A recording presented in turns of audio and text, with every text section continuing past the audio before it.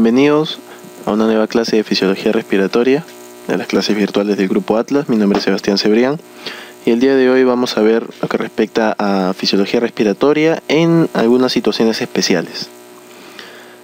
Comencemos con lo que es ejercicio. ¿Cómo es la ventilación durante el ejercicio? Para empezar, el paciente o la persona que comienza a hacer ejercicio va a incrementar su frecuencia respiratoria, por ende su ventilación minuto va a aumentar. Al aumentar la ventilación minuto, se va a deber, este aumento, mejor dicho, de la ventilación minuto se va a deber a que el cuerpo va a aumentar las necesidades metabólicas, por lo que el consumo de oxígeno y la producción de CO2 también van a verse alterados. Ambos van a aumentar, es decir, el cuerpo va a necesitar más oxígeno y va a generar mayor cantidad de CO2.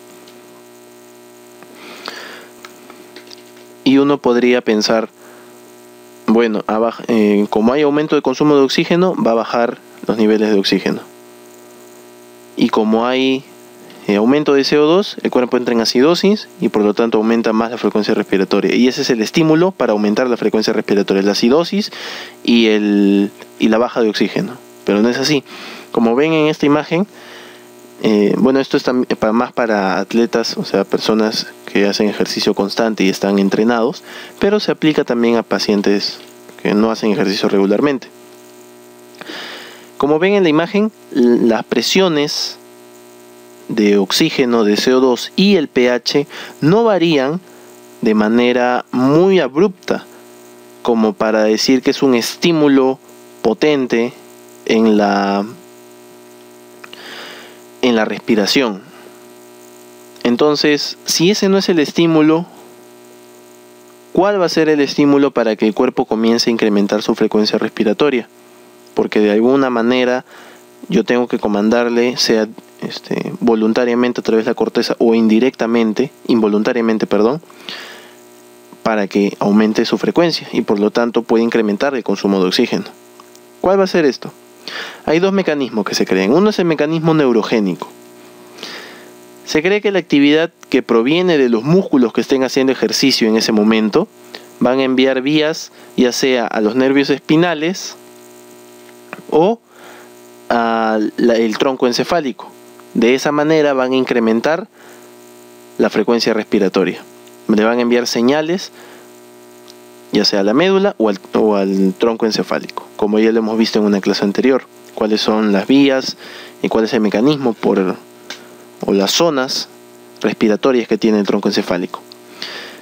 Y el segundo mecanismo son las aferencias provenientes de la corteza cerebral. Estas aferencias podrían estimular también al tronco encefálico y de esa manera estimular la ventilación. Esta teoría o este mecanismo neurogénico nos intentaría explicar cómo es que apenas uno comienza a hacer ejercicio, la frecuencia respiratoria ya se ve incrementada. Porque si uno se plantea el hecho de que sea a partir de la variación de presión de gases, esta frecuencia no se aumentaría sino hasta después de un tiempo de uno comenzar a hacer ejercicio. La segunda teoría o el segundo mecanismo de este ejercicio es el mecanismo humoral. El mecanismo humoral nos explica más bien por qué una persona, luego de haber terminado de hacer ejercicio, sigue teniendo una frecuencia respiratoria incrementada. Ustedes habrán dado cuenta que una vez que terminan de correr, siguen todavía con taquipnea, o en este caso sería polipnea, una frecuencia respiratoria aumentada, pero profunda, que es lo que ocurre en el ejercicio. ¿Por qué mecanismos puede generarse este aumento de frecuencia respiratoria? El primero es porque se cree que los quimiorreceptores a nivel de lo que es los quimiorreceptores tanto centrales como periféricos tienen diferentes valores que uno puede obtener de la muestra de sangre. ¿A qué me refiero con eso? Los valores de CO2 y de pH puede ser que sean diferentes, o sea, un CO2 mayor y un pH menor, a nivel de los quimiorreceptores centrales a nivel de tronco y periféricos a nivel de carótida y aorta. Y estos valores ligeramente distintos son los que van a generar el estímulo, finalmente, para seguir incrementando la frecuencia respiratoria. Y otro mecanismo humoral es porque hay variaciones cíclicas de estos quimiorreceptores. O sea, los valores que tengan el CO2 y el pH van a variar constantemente, de manera cíclica, como dice la diapositiva. Y de esta manera, como es una variación que a veces aumenta, a veces disminuye, no puede ser medida en muestras de sangre. Entonces, por estos dos mecanismos, se cree que la frecuencia respiratoria sigue incrementada una vez que uno ha terminado de hacer ejercicio. Entonces, el mecanismo neurogénico nos explica por qué la frecuencia respiratoria se incrementa apenas uno hace ejercicio, y el mecanismo humoral nos explica por qué uno, luego de haber terminado de hacer ejercicio, sigue con la frecuencia respiratoria incrementada. ¿Ya? Ahora, otro punto dentro de lo que es fisiología del ejercicio es ver el umbral del lactato. ¿Qué es el umbral del lactato? El umbral del lactato es el índice máximo del consumo de oxígeno que puede alcanzarse antes de que las concentraciones de ácido láctico en sangre aumenten. Es decir, es cuánto oxígeno puede consumir mi cuerpo antes de que yo comience a generar metabolismo anaeróbico. Generalmente este consumo de oxígeno suele ser el 70-80%, ¿ya? El índice máximo, 70-80% del consumo de oxígeno. Cuando es más de este valor, ya comienza a generarse aumento del ácido láctico en la sangre. Ahora, este incremento de la concentración del ácido láctico se va a deber a las limitaciones aeróbicas propias que tiene el músculo, no a una disfunción que tenga el corazón. ¿Ya? Y bueno, este umbral del lactato es más alto en las personas que tienen entrenamiento, o sea, atletas. Personas que tienen entrenamiento de resistencia tienen un umbral de lactato más alto. Por lo tanto, ese es un mecanismo de adaptación al ejercicio. Desde el punto de vista respiratorio, tienen un umbral de lactato más alto, por lo tanto su consumo de oxígeno va a ser mayor. ¿Ya? Es decir, hasta que el paciente entre en acidosis, por aumento de ácido láctico, va a pasar mucho más tiempo que en una persona que no está acostumbrada a hacer ejercicio. ¿Qué otros efectos va a tener el ejercicio en el sistema respiratorio o en otros? Por ejemplo, va a aumentar el gasto cardíaco. ¿Ya? Los pacientes atletas, como ya hemos visto en fisiología cardiovascular, tienen un gasto cardíaco más alto. Por lo tanto, tienen un índice más alto de aporte de oxígeno a los músculos. También se ha visto que aumenta el contenido de mitocondrias y de enzimas del ciclo de Krebs en el músculo esquelético, por lo que van a poder captar y utilizar mayor cantidad de oxígeno que les provenga de la sangre arterial. O sea, no solamente tienen un índice más alto de consumo de oxígeno, o sea, no solamente pueden aguantar más tiempo antes de entrar en acidosis, sino también que ese oxígeno extra que les llega lo pueden utilizar con mayor facilidad y en mayor cantidad que nosotros. Por eso es que es bueno que hagan ejercicio de vez en cuando, porque vean todos los efectos benéficos que tiene, no solamente a nivel respiratorio, sino a nivel cardiovascular y obviamente a nivel de todos los sistemas. Bueno, esto es una tabla que nos ayuda más o menos a orientar algo que ya hemos conversado. La ventilación se ve aumentada, los gases en sangre generalmente no cambian, ¿ya? Porque la ventilación aumentada coincide con el aumento de consumo de oxígeno y la producción de CO2. Por eso los gases no varían. Más bien los estímulos de aumento de la ventilación son los que hemos visto, el neurogénico y el humoral. El aporte de oxígeno a los músculos se ve aumentado y la extracción de oxígeno por los músculos también aumenta. Pero esta extracción muscular y este aporte de oxígeno a los tejidos se ve mucho más incrementada en los pacientes que son deportistas, los que tienen mejor gasto cardíaco, mayor tolerancia a la acidosis láctica.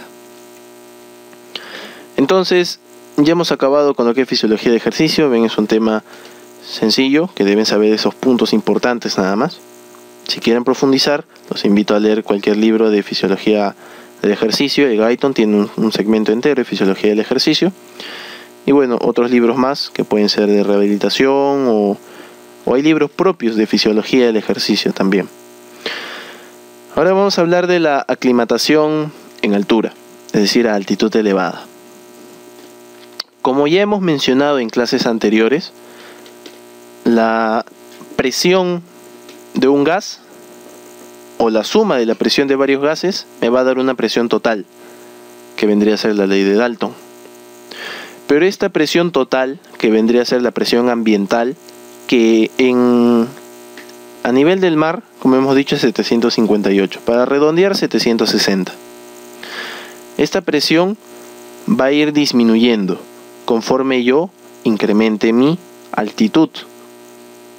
Como ven acá, a nivel del mar, a 1500 metros, 2000 metros, 4500, 8848 metros, etcétera, etcétera. La presión va a ir disminuyendo. Por lo tanto, la presión parcial de cada gas también va a ir disminuyendo. Tanto del arterial, de oxígeno, perdón, la presión de oxígeno, de nitrógeno y de todos los demás gases que componen el aire ambiental. Va a ir disminuyendo. Si esta presión parcial en el ambiente disminuye, también a nivel arterial va a disminuir. Recordemos que a nivel del mar era, bueno, en realidad para redondear 100 milímetros de mercurio. Vean que mientras más altitud hay, menos presión arterial de oxígeno va a haber. Gracias a la curva de disociación de la hemoglobina,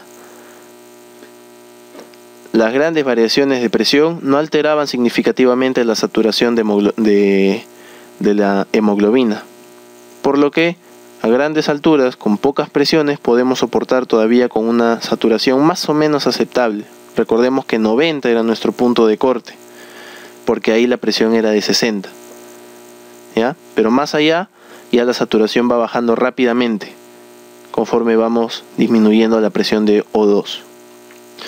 Y bueno, la presión de CO2 también va disminuyendo, conforme va incrementando la altitud. ¿Cuáles van a ser los cambios en la ventilación con respecto al paciente de altura? Voy a tener cambios a nivel pulmonar. Al haber una disminución de la presión de oxígeno, esta disminución de presión arterial de oxígeno va a estimular a los cuerpos carotídeos y van a producir un aumento en la ventilación. Esto se va a conocer, como leen en la diapositiva, respuesta ventilatoria hipóxica. ¿Qué va a generar esta respuesta ventilatoria hipóxica? Hiperventilación. La hiperventilación finalmente va a disminuir la presión de CO2 arterial también.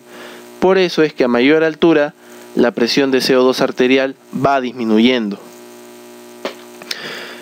De modo similar también, como ha disminuido la presión de CO2, ¿qué ha pasado con el pH? El pH ha aumentado. ¿No? Recuerden que el CO2 disminuye, el pH aumenta, siempre son inversos. Y al disminuir la presión de CO2 y aumentar el pH, en el líquido cefalorraquídeo, ¿cómo se va a volver ese pH? Alcalótico. Entonces yo voy a entrar en un estado de alcalosis aparente. Por eso puede venir los síntomas de náuseas, vómitos, conocido como soroche. Tras un par de días ya van a actuar los riñones. Por eso ahí ven regulación renal. ¿Qué van a hacer los riñones? Van a incrementar la excreción urinaria de bicarbonato. Al aumentar la excreción de bicarbonato va a disminuir estos niveles de pH a nivel del líquido cefalorraquídeo y regresarlo básicamente a un nivel casi normal. Sin embargo, como sigue habiendo niveles bajos de oxígeno, los cuerpos carotídeos van a permanecer sensibles y el volumen total por minuto va a quedar aumentado. Más o menos, ¿cuánto va a aumentar? El volumen minuto, ¿cuánto es aproximadamente? Recordemos que era mi volumen de aire corriente por la frecuencia respiratoria. El volumen de aire corriente es aproximadamente medio litro. La frecuencia respiratoria, pongámosle 16. entonces serían 8 litros por minuto. En los pacientes de altura, una vez que ya se han adaptado, su volumen minuto aumenta a 10 o 10.5 litros por minuto. O sea, aumenta de 2 a 2.5 litros por minuto aproximadamente. ¿Ya? Entonces son los cambios ventilatorios que ocurren en los primeros días. Bueno, esto es lo mismo que ya hemos conversado. La presión parcial de oxígeno disminuye. La de CO2 disminuye por la hiperventilación que existe. La saturación también disminuye debido a que hay menos oxígeno en los capilares pulmonares. Por lo tanto, obviamente la curva de disociación va a disminuir. La ventilación va a aumentar por el reflejo que acabamos de conversar. Y con respecto a la sangre, van a pasar varias cosas. A nivel de lo que es hemoglobina va a aumentar. ¿Por qué va a aumentar? Porque se va a estimular la eritropoyetina. Recordemos que la eritropoyetina es una hormona secretada a nivel renal en gran mayoría. Otro porcentaje se puede segregar, por ejemplo, a nivel de glándulas salivales. Pero esta eritropoyetina, ¿qué va a hacer? La eritropoyetina va a estimular la proliferación de células hematopoyéticas a nivel de la médula ósea. Desde el proeritroblasto en adelante va a comenzar a producirse en mayor cantidad y con mayor rapidez los eritrocitos maduros. ¿Cuáles son los estímulos de la eritropoyetina? Cuando vimos fisiología de la sangre era hipoxia y hemólisis. Entonces acá tenemos un estímulo que es la hipoxia. Entonces la eritropoyetina se va a incrementar. Recordemos que para que la eritropoyetina se estimule por hipoxia, yo tengo que quedarme aproximadamente unas 24 horas en altura. Si me quedo un par de horas, no va a ser un estímulo suficiente, ¿ya? Pero para que recién yo vea los nuevos eritrocitos, o sea, para que yo vea que hay un aumento en el número de eritrocitos por microlitro de sangre debido al estímulo de la eritropoyetina, tienen que pasar aproximadamente unos 4 o 5 días más o menos, ¿ya? Entonces, esto es fisiológicamente normal. El problema es cuando se estimula de sobremanera y comienza a haber policitemia, un aumento de la viscosidad de la sangre, un aumento exagerado del hematocrito. Entonces, eso puede traerle más bien problemas al paciente. Otro estímulo, o mejor dicho, otro cambio que ocurre durante la aclimatación es la afinidad por la hemoglobina. Recordemos que yo tenía mi curva de disociación de la hemoglobina. Cuando se desplazaba hacia la derecha, se hacía menos afín. ¿Cuáles eran los estímulos que lo desplazaban hacia la derecha? Disminución del pH y aumento del CO2, la temperatura y el 2,3 difosfoglicerato. Hacia la izquierda, que la hacían más afín por el oxígeno, era el aumento del pH y la disminución de los demás, del difosfoglicerato, de la temperatura y del CO2. ¿Qué significa esto? Cuando yo estoy en altura, el 2,3 difosfoglicerato se ve aumentado. ¿Por qué aumenta? Bueno, eso ya lo habíamos visto en la clase anterior. Cuando hay una presión de oxígeno baja, va a haber menos oxihemoglobina. Como hay menos oxihemoglobina, se va a inhibir en menor cantidad la producción de 2,3. O sea, se va a incrementar el nivel de 2,3 difosfoglicerato. Al incrementarse, significa que la curva se va a desplazar hacia la derecha. Al desplazarse a la derecha se hace menos afín por el oxígeno, por lo que le genera mayor liberación de oxígeno hacia los tejidos. ¿Ya? Entonces eso es lo que ocurre con respecto a la afinidad de hemoglobinas. Está disminuida debido a ¿qué? Al aumento del 2,3 difosfoglicerato. ¿De dónde obtenía yo el 2,3 difosfoglicerato? Del Shun de Rapoport-Lubery. Bueno, en esta imagen es simplemente para resumir lo mismo. Una respuesta inmediata, hiperventilación. Una respuesta que ocurre en días es un aumento del 2,3 fosfoglicerato, lo que disminuye la afinidad por el oxígeno. Y un efecto de días a semanas es a nivel renal, lo que es el aumento de la excreción de bicarbonato y también el aumento del eritropoyetina. Es un gráfico simplemente para que resumamos lo que acabamos de conversar. Con respecto a la aviación y el espacio, ¿qué va a ocurrir en la aviación? Para hablar de aviación tenemos que hablar de fuerzas G, ¿no? Tanto positiva, cuando el paciente, o mejor dicho, cuando el aviador se encuentra sentado y se encuentra elevándose, y fuerza G negativa cuando desciende o cuando más bien está de cabeza, ¿ya? También recuerden eso, fuerza G negativa es cuando está de cabeza. ¿Qué efectos va a tener la fuerza G positiva sobre el sistema circulatorio? Va a hacer que la sangre se desplace hacia los miembros inferiores. Cuando la sangre se desplaza hacia los miembros inferiores, va a comenzar a acumularse la presión a nivel venoso. Puede llegar hasta presiones tan altas como 400 milímetros de mercurio, cuando se encuentra a presiones de 20 G, por ejemplo. El problema es que como se acumula a nivel venoso, no llega hacia el corazón, se queda estancada en los miembros inferiores. Y el paciente va a tener una disminución de la presión arterial, porque como no le llega sangre al corazón, disminuye el gasto cardíaco y disminuye la presión arterial. ¿Ya? Como ven aquí, esta es una gráfica que más o menos nos describe la aparición de los síntomas que puede haber debido a la presión de la fuerza G con la disminución de la presión arterial. Acá ven que hay un ligero aumento en la presión. Esto se debe como mecanismo compensatorio, ¿no? El cuerpo dice, me falta sangre porque no le está llegando sangre al corazón, entonces hay estímulos, los que ya hemos conversado en fisiología cardiovascular.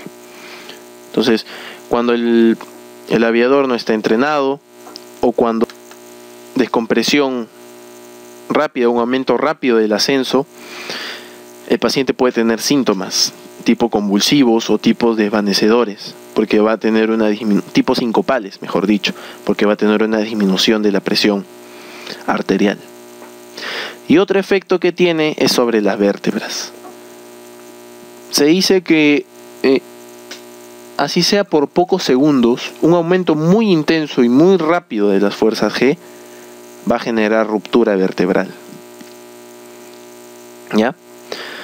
Y con respecto a las fuerzas G negativas, va a tener efecto a nivel encefálico, porque más bien ahora la presión ya no se va a desplazar hacia abajo, sino hacia arriba, lo que es circulación cerebral, y puede generar ruptura de lo que son vasos encefálicos, pero es muy difícil que haya ruptura intraparenquimal, o sea, intracerebral. ¿Debido a qué? Debido a que el movimiento que ocurre de sangre también ocurre con el líquido cefalorraquídeo, y este va a servir de amortiguador. Entonces las rupturas más bien que pueden ocurrir son superficiales encefálicas de ciertos vasos o rupturas de vasos craneales. Y a nivel de ojo, lo que ocurre es una hipertermia, debido a que como hay un aumento de la vascularización ocular, va a haber un aumento de la temperatura también. Y bueno, esto puede generarse una ceguera transitoria, nada más. No nada más, sino puede generar ceguera transitoria de coloración media rojiza, es lo que describen los libros. Entonces esos son los efectos que tiene la fuerza G tanto en positivas como negativas en la aviación. Lo que ocurre en el espacio. El espacio ya no hay fuerza G. Entonces, más bien los problemas fisiológicos ocurren por la ingravidez del paciente. Y esto va a generar efectos de tres procesos fisiopatológicos que nos van a explicar toda la sintomatología. Uno es la cinetosis durante los primeros días de viaje. Esto va a generar que el paciente presente náuseas, vómitos, cefalea. Otro va a ser el desplazamiento de líquidos en el interior del cuerpo, ya que no hay una adecuada presión hidrostática, puede haber salida de líquido o movimiento de líquido que no necesariamente ocurriría teniendo una gravedad, o sea, estando en la tierra. Y la disminución de la actividad física Porque obviamente, como no hay gravedad, los músculos no tienen que competir contra una fuerza de resistencia. Por lo tanto, disminuye su actividad física. Entonces, ¿cuáles son los problemas que va a tener esta ingravidez? 5 básicamente. Disminución del volumen sanguíneo por el movimiento de líquidos que habíamos conversado, disminución de la masa eritrocitaria, disminución de la fuerza muscular. Como ha disminuido el volumen sanguíneo, también ha disminuido el gasto cardíaco. Y como no hay una resistencia muscular y hay una disminución de la actividad física, también va a haber una pérdida de calcio y fosfatos y por ende de masa ósea. Entonces, ¿por qué es importante conocer estos 5 puntos? Porque cuando llegue o regrese del espacio un astronauta, nosotros tenemos que saber que ha tenido disminución en esos 5 puntos. Por más que lo hayamos tenido en entrenamiento constante en lo que es el espacio, como ahora hacen los astronautas, igual va a tener una disminución en estos 5 aspectos. Por lo tanto, los astronautas en los primeros días que lleguen no van a poder mantener un adecuado control circulatorio.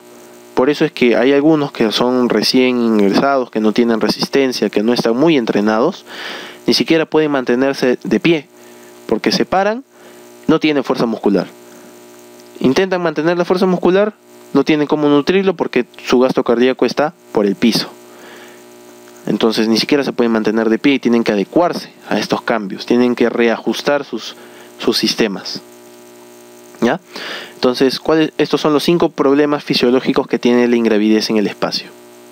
De manera muy sencilla y de manera muy puntual. Algo que había olvidado mencionar en lo que es fisiología del ejercicio, es algo muy, muy corto, es cómo el cuerpo también está ya adaptado a las grandes variaciones del flujo sanguíneo. Recuerden que durante el ejercicio aumenta el gasto cardíaco. Si aumenta el gasto cardíaco, también va a aumentar la velocidad de la sangre, porque se va a expulsar con mayor fuerza. Al expulsarse con mayor fuerza, va a pasar más rápido por los capilares. Y al pasar por los capilares pulmonares, o sea, alveolares, el intercambio gaseoso debería haberse alterado. ¿Cuánto demora en intercambiar un capilar alveolar con un capilar, un alveolo con un capilar alveolar? ¿Cuánto demora en intercambiar gases? Demora 3/4 de segundo en pasar la sangre, pero el intercambio de gases ocurre solamente en 1/4 de segundo. Entonces no importa que la velocidad sea mucho mayor y que yo esté haciendo ejercicio y esa velocidad de 3/4 se reduzca a solamente medio segundo, igual el intercambio ocurre en 1/4 de segundo, por lo que el cuerpo ya está, por decir así, adaptado a los cambios de la velocidad de sangre que pueda ocurrir durante el ejercicio. ¿Qué más? Otro punto que era en altura.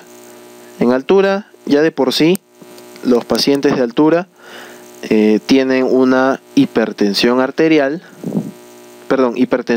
pulmonar, porque necesitan mayor presión a nivel pulmonar para incrementar la oxigenación de la sangre, y tienen una hipotensión arterial sistémica. Esos son puntos que deben recordar porque pueden preguntar en los exámenes.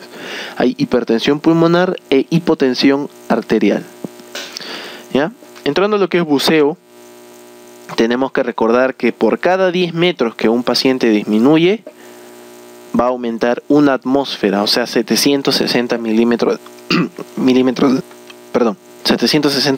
de mercurio más. Entonces, si yo buceo a 10 metros, voy a tener una presión de 2 atmósferas. Si buceo a 20, voy a tener 3 atmósferas encima mío. Y esas 3 atmósferas vendrían a ser alrededor de 2200, 2300 milímetros de mercurio. Y por la ley de Dalton, prácticamente 3/4 partes de ese total es nitrógeno. Entonces yo voy a estar consumiendo nitrógeno a cantidades muy elevadas, por lo que existe la llamada narcosis por nitrógeno. Mientras más bucees, mientras más profundo bucees, mayor cantidad de nitrógeno se va a estar acumulando en tu cuerpo. Por lo que este nitrógeno tiene propiedades anestésicas también y va a tener síntomas de ese tipo. El paciente va a comenzar a sentirse con una risa incontrolada, puede llegar incluso a estados de convulsiones, de coma, a disminución de la fuerza muscular debido a esta narcosis por nitrógeno. Pero también puede tener la llamada toxicidad por oxígeno. Por la misma razón que el nitrógeno, el oxígeno comienza a incrementar sus niveles de presión parcial conforme yo voy descendiendo en la profundidad del mar. Y esta intoxicación por oxígeno va a generar síntomas convulsivos seguidos de coma en un plazo más o menos de 30 a 60 minutos.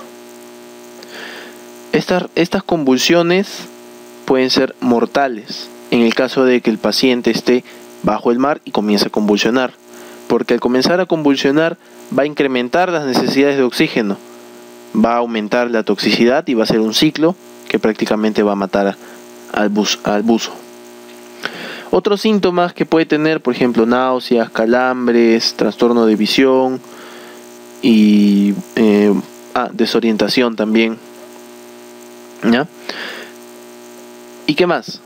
Como yo voy a tener un exceso de oxígeno, voy a aumentar la oxidación intracelular y voy a generar radicales libres oxidantes. Por ejemplo, el radical superóxido. Por ejemplo, el radical peróxido, en forma de peróxido de hidrógeno, como ya lo conocen. Y obviamente, estos son radicales libres tóxicos. Estas alteraciones generalmente son agudas. La intoxicación crónica por oxígeno, es decir, la que está expuesta a una presión crónica y que genera ya toxicidad en su cuerpo. Por ejemplo, pacientes que reciben oxígeno al 100% de manera crónica pueden tener toxicidad crónica por oxígeno. Pueden comenzar a aparecer congestión de vía aérea, edema pulmonar, atelectasia incluso, que va a ser producido por la lesión de los bronquios y de los alvéolos. Este efecto de congestión, de edema pulmonar, va a ser generado debido a la elevada presión de oxígeno. ¿Ya? Por lo tanto, va a generar una intoxicación de manera crónica. Como ven en esta imagen, es lo que ya habíamos conversado. El cuerpo, cuando ya está saturado de 97-99%, ¿dónde comienza a acumularse el oxígeno? Disuelto en el plasma. Perdón, esta sería la imagen, disuelto en el plasma. Más presión, más disuelto en el plasma. Comienza a acumularse en el plasma y por lo tanto comienza a generar toxicidad. Porque este oxígeno disuelto puede difundir más fácilmente a través de los tejidos. La descompresión del buceador. Bueno, ustedes recordarán que hay un aumento de la presión parcial de nitrógeno. Este nitrógeno comienza a acumularse en el cuerpo y comienza a formar, por decir así, burbujas. Cuando el buzo sube o emerge rápidamente hacia la superficie, ¿qué va a pasar acá? Como vemos, la presión en el cuerpo, como ha habido una acumulación de gases, su presión es de 4065.